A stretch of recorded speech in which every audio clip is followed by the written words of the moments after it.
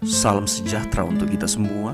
Pelajaran Sekolah Sahabat dengan tema utama Surat Efesus.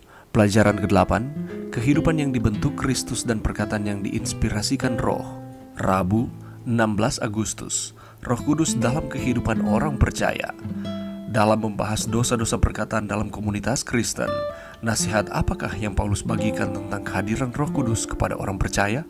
Paulus secara bersamaan menawarkan peringatan yang menakutkan dan janji yang mengharukan. Dosa-dosa kita terhadap satu sama lain di dalam gereja bukanlah kesalahan kecil dengan sedikit konsekuensi. Yang membuat Roh Kudus berduka adalah penyalahgunaan karunia Allah untuk menghancurkan orang lain. Paulus menggemakan Yesaya 63 ayat 10, menggarisbawahi peringatan serius, tetapi mereka, Israel, memberontak dan mendukakan Roh Kudusnya, maka ia berubah menjadi musuh mereka, dan ia sendiri berperang melawan mereka. Dalam janji yang meyakinkan, Paulus menegaskan bahwa Roh Kudus memeteraikan orang percaya sejak hari mereka menerima Kristus sampai hari penyelamatan. Hubungan Roh Kudus dengan orang percaya tidak rapuh tetapi tahan lama. Ketika orang percaya mengabaikan kehadiran Roh Kudus yang berdiam di dalam dirinya dengan mempersenjatai karunia Allah untuk berbicara, roh tidak dikatakan pergi tetapi berduka.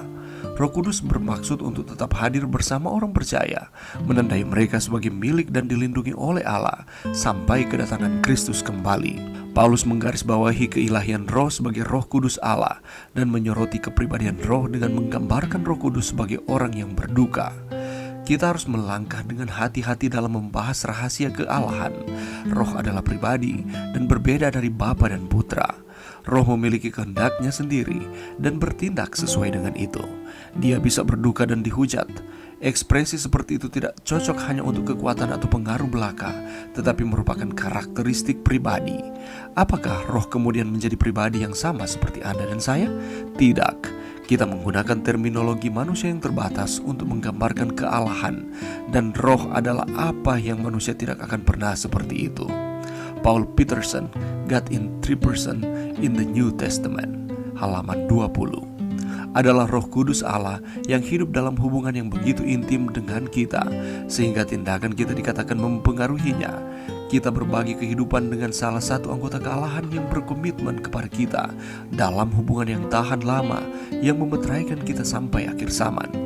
Apakah yang hendaknya menjadi tanggapan iman kita terhadap kebenaran yang menakjubkan ini? Pelajaran yang bisa kita dapatkan pada saat ini. Di dalam Efesus 4:30 di sana mengatakan, "Dan janganlah kamu mendukakan Roh Kudus Allah yang telah memeteraikan kamu menjelang hari penyelamatan." Di dalam suratnya kepada jemaat di Efesus, Rasul Paulus mengingatkan agar kita tidak lagi mendukakan Roh Kudus. Mendukakan dapat berarti membuat menjadi sedih, mempermalukan, dan juga menghina. Namun firman Tuhan menyatakan, siapa yang ada di dalam Kristus ia adalah ciptaan baru. Yang lama sudah berlalu, sesungguhnya yang baru sudah datang. Oleh karena itu, kukatakan dan kutegaskan ini kepadamu di dalam Tuhan. Jangan hidup lagi sama seperti orang-orang yang tidak mengenal Allah dengan pikirannya yang sia-sia. Jadi ketika saudara dan saya benar-benar telah mengenakan manusia yang baru dengan menanggalkan segala perbuatan dan karakter lama kita, maka kita tidak akan mendukakan Roh Kudus. Maka kita dengan pertolongan Tuhan akan terus ada di dalam Kristus. Kita tidak akan melakukan hal-hal yang tidak berkenan kepada Tuhan. Melakukan hal-hal yang bertentangan dengan firman Tuhan terus-menerus setiap hari dalam kehidupan kita, tanpa menyadari bahwa itu adalah hal yang salah, maka itu merupakan tindakan mendukakan Roh Kudus. Itu sama artinya kita sedang menghalangi dan menghentikan pekerjaan Roh Kudus, sehingga ia tidak dapat berfungsi sebagaimana mestinya di dalam kehidupan kita. Di dalam Efesus 1:13 di sana dikatakan bahwa ketika kamu percaya, dimeteraikan dengan Roh Kudus yang dijanjikannya itu. Meterai dari Roh Kudus menempatkan saudara dan saya pada posisi yang aman, karena kita berada di pihak Tuhan dan Tuhan ada di pihak kita. Allah menjadi perlindungan dan naungan, bahkan pembela saudara dan saya. Namun apabila Roh Kudus kita dukakan, maka kita akan kehilangan meterai dari Roh Kudus itu. Akibatnya kita tidak lagi mengalami penyertaan dan perlindungannya secara sempurna setiap hari di dalam kehidupan kita. Hubungan Roh Kudus dengan orang percaya tidak rapuh tetapi tahan lama. Ketika orang percaya mengabaikan kehadiran Roh Kudus yang berdiam di dalam dirinya dengan mempersenjatai karunia Allah untuk berbicara, Roh tidak dikatakan pergi tetapi berduka. Roh Kudus masih tetap ada. Dia tetap menanti kita untuk kita datang menerima Dia, untuk menjadi penuntun bagi kita di dalam kehidupan kita setiap hari. Roh Kudus tetap hadir bersama orang percaya, menandai mereka sebagai milik dan dilindungi oleh Allah sampai kedatangan Kristus kembali. Roh Kudus itu bukan hanya sekedar kuasa atau kekuatan, tetapi Roh Kudus adalah pribadi yang berbeda dari Bapa dan Putra. Dia tidak akan pernah meninggalkan kita.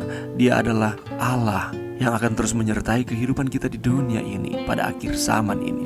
Dia akan terus menuntun dan akan terus mengarahkan akan kehidupan kita untuk terus ada di dalam Tuhan. Oleh karena itu, janganlah kita mendukakan Roh Kudus di dalam kehidupan kita dengan tindakan-tindakan atau perbuatan kita yang terus-menerus menolak akan kabar baik keselamatan yang telah diberikan kepada kita. Mari kita terus setia kepada Tuhan, menjadikan Roh Kudus sebagai penuntun di dalam kehidupan saudara dan saya di dunia ini. Mari berdoa. Terima kasih Tuhan atas firman-Mu pada saat ini. Bantu kami Tuhan untuk kami terus peka terhadap bisikan Roh Kudus di dalam kehidupan kami setiap hari, sehingga kami tidak mendukakan Roh Kudus. Kami akan terus setia kepada Tuhan lewat tuntunan Roh. Ini doa kami Tuhan, di dalam nama Yesus. Amin.